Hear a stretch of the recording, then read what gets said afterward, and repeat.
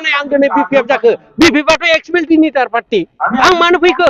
आं मानो उन्दै जानानै फैखो जाथिनि मोनथानि थाखाय आं दिनै एनडिएफबि बाबो एक्स एनडिएफबि बाबो एक्स मिलिटारिआव आं फैनो गोनां जादों जाहाथे बर' हारिया गोमोनो गेरेमसा हारियै जों थांनानै थानो हायो नैबे बिटिसिआव बेनि थाखाय आङो बे सिमांखौ नुनानै आंनि जेसेबांनाखि लोगो एक्स एनडिएफबिफोर दं आं बिथांमोनखौबो लानानै आङो मुजुबुद खामानि मावनो आवगायगासिनो दङ आरो मावलांगोनबो आं मालाबाबो बे थांखिनिफ्राय मालाबाबो फासयनाय जिनिसखौ लानानै जोङो गोबाव सम दिनै स्ट्रागल खालामदोंमोन स्ट्रागल खालामनायाव जोंनि केडार हिसाबै जोंखौ डिउटि थानानै जोंखौ सेक्रिफाइस खालामनायनि बेलायावहाय जोंखौ सिकिउरिटि होनानै बिथांमोना बे स्टेजसिम लाबोदों आरो बे स्टेजसिम लाबोनाय केडारफ्रा बा बिथांमोना दिनै सोरबा एनआइएआव दङ सोरबाया कनभिक्ट जानानै दङ सोरबाया लाइफ टाइम जानानै दं सोरबाया मुंख्लं जालांबाय दा बेफोरनि न'खरफोरखौ जोङो दिनैसिम फंसे रावजों रायज्लायहैनो हायै जादों खारन जोङो बिथांमोननि न'खरखौ नायनो थाखाय जोंहाबोथ' फुवेलनि खोथा थाबाय दिनै माखासे एसे एनै अनसुंथाइ होबोनायनि खोथा थाबाय बेखिनि सिस्टेमा जोंनियाव गैयैनि थाखाय जोङो बिथां मुंख्लं न'खर आरो माबा एनआइए नांनाय आरो कनभिक्ट जानाय लाइफ टाइम जाय नांनानै दङ बिथांमोननि न'खराव जों दिनै खौरांखौ लाहैनो हायाखै दा बिनिखायनो जोङो दुखु मोननानै बे गभर्नमेन्टजों नाथ' जोंनो मावखानायबो होनो हाखानाय नङा आरो दिनैसिम बिथांमोननि मावनायखौ जों नुहुरखाबाय बिथांमोनहा माने साक्सेसफुल खालामनानै होनो हाखाया गतिके साक्सेसफुल खालामनो हायाब्ला जों मोनसे बिपिएफ दला सिनियरिटि दल हिसाबै एक्सपिरियेन्स थानाय दल हिसाबै पार्टि हिसाबै बे पार्टिखौनो जोङो दिनै बर'आव गावनिनो आंगो पार्टि होननानै रिजनेल पार्टिखौनो जोङो मोजाङै मोजां पलिटिकेल पावारखौ फोराफिननोसै होननानै जों जयैनो सावरायलायनानै दिनै नैबे जयेनिं प्रग्रामावहाय जों दिनै जयैनो फैनानै जयेनखौ जाफैबाय आरो सेकेन्ड टाइम जोङो जेन'ब्ला गावखौ दिनै बिपिएफ जाबाय होननानै आं सिनायथि होनो हाखाबाय नालाय आङो दिनै आंनि जिहेथु उनाव फैगोन बिथांमोनखौ आं गोसो खुसियैनो आं बिथांमोनखौ बरायनानै लागोन आजावगोन आरो बिथांमोनखौ आङो कन्टेक्ट खालामनानै माखासे नेम निथिफोरखौहाय जोङो सावरायलायनायनि गेजेरजों ज'यैनो मावलांनाय गोसो मोदोम होसोमनानै जातिनि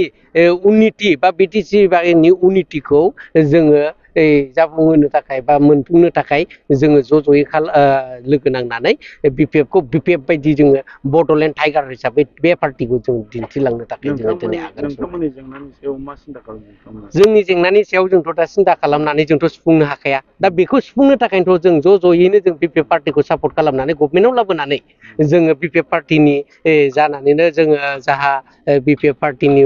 मुरबि बा चिफ बारग' चिफ हाग्रामा महिलारि सार बिथांजोंनो जों ज'यैनो शेयार खालामलायनानै जोङो जोंनि लांदां जानाय जायगाखौ सुफुंगोन आरो जोंनि मोननांगौखिनिखौ जोङो मोननो हानाय बायदि बिथांजोंनो सावरायलायनानै डिसिसनखौ लागोन आरो आङो नैबे मोनसे खोथा जोंहाथ' एक्स एनडिएफबि हिसाबै United form of X NDFB दङ बिथांमोनखौबो आं दिनै एक्स एनडिएफबि जानानै आं बिथांमोनखौबो नैबे रिजनेल दल हिसाबै रिजनेल दलखौ बा बिपिएफ दलखौ ज'यैनो जोङो पावाराव लाबोनानै ज'यैनो जोङो दुलाराय बर' माहारि बा दुलाराय बिटिसि बाखि हिसाबैनो ज' लोगो नांनानै जोङो मजबुत खालामलांनानै जिहेथु जोंनि जेसेबां मोननांगौ खामानि दं जेसेबां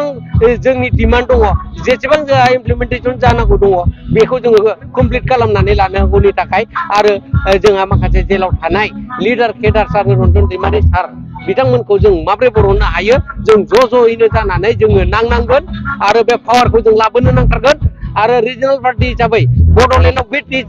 बिपिएफ पार्टिखौनो जोङो सिंगल पार्टि बा गोहोगोरा पार्टि खालामनांगोन मानो होनोबा इउपिपिएल पार्टिया दिनै जोंना 5 बोसोर 3 बोसोर कमप्लिट जाबाय 3 बोसोर कमप्लिट जानायनि गेजेराव जोंनो सेटिसफाइड खालामनो हायाखै जोंखौ जों बहुद दुखु खस्थ' लाबोनाय हिसाबै जों जिखि मोनदामोन जों रायजो राजाखौ अनजानो लुबैदोंमोन समाजनि नेमखान्थिखौ जोङो फोथांनानै लाखिजानो लुबैदोंमोन दिनै कालसारनि बेलायावबो जों कालसारखौ कालसार बायदि सनमान होजानो लुबैदोंमोन जाय कालसाराव थादों कालसाराव थाग्राफ्रासो दिनै मिथिदों मा गोनांथि दंमोन मा गोनांथि गैयामोन दिनै मानिफ्राय मा आंखाल जालांखो बिथांमोनासो मिथिगौ बिथांमोनाबो गाबख्रावबाय थादों ससियेल मिडिया नुबाय थादों बिथांमोननिखौ डिस्ट्रिक्ट बाय डिस्ट्रिक्ट मोनफा सिनेमा हलनि गोनांथि दं होननानै बिथांमोना गाख्रबबाय थादों नाथाय दिनै खुगाजों बिथांमोना बहायबा मोनसे मोननै दिन्थिफ्लादों नाथाय कमप्लिटलि खालामनो हायाखै जोंहा बे मोनब्रै डिस्ट्रिक्टआव हयथ' दा मोनबा डिस्ट्रिक्टआनो जाबावबाय दा बिनि गेजेरावबो गैया आरो जोंहा दिनै इमप्लिमेन्टेसननि बेलायाव बहुद साननांगौ दङ दिनैसिम इमप्लिमेन्टेसन हिसाबै साननांगौ दङ होनोब्ला जों मोनथामसोल'सो माबानायखौ नुदों इमप्लिमेन्टेसन जानायखौ नुदों बाखि दफायानो जायाखै जोंहा आर्टिकेल मथेथ' फार्स्ट टाइम जोंहा जेबायदि इमप्लिमेन्टेसना जाग्रोनांगौमोन बे इमप्लिमेन्टेसना जाहैबाय जोंहा थार्डआ केस दंमोन थार्डनिफ्राय आरो नैबे कनभिक्टफोर जानायनिफ्राय नैबे NIA दङमोन जेनेबा हाजोथियाव थानायफ्रा माबाजों फैबाय आरोखि उकिलफोरनि थ्रुयै जिहेतु नर्मेल केस हिसाबै 10-13 हिसाबै बे समजों लोगोसे जोबनानै थांदों आरो